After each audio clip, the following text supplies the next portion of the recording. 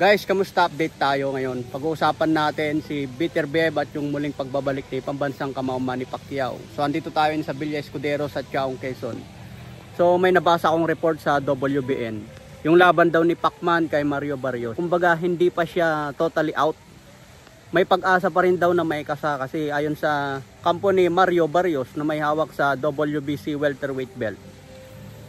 Gusto pa rin nila makalaban si Pacman.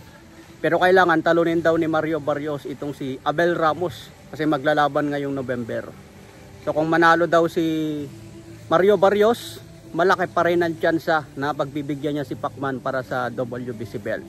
Ayon din sa WBN mga tol, kung hindi pa raw maikasa ni Pacman ang laban kay Mario Barrios, baka hindi na ito muling babalik sa boxing. Baka tuluyan na siyang magretiro at kalimutan ng professional. So abangan natin yan mga tol.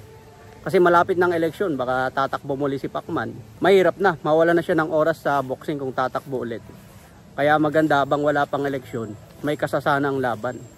Siyempre malaki din ang kakitain ni Pacman dyan kay Mario Barrios.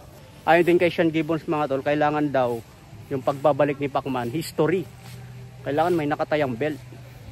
Kasi hindi na raw babalik si Pacman kung pipitsuging laban lang ang babalikan niya. Kailangan history, gagawa ulit ng magandang laban at makakuha ng titulo. Okay mga tol, sa ibang banda naman si Arthur Bitter Bev.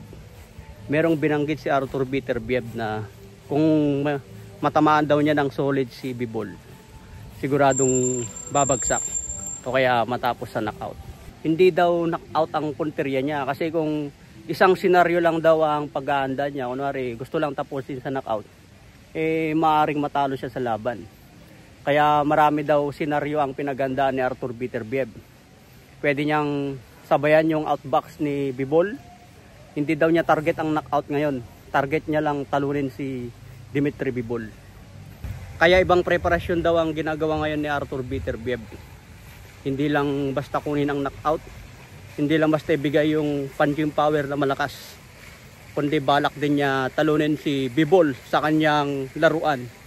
Maganda yun, hindi lang knockout ang punteriya. Kailangan din i-outbox.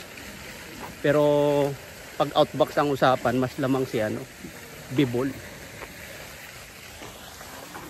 Yan, tapos na ang palabas dito sa Villa Escudero. Hintayin natin yung mga kasama.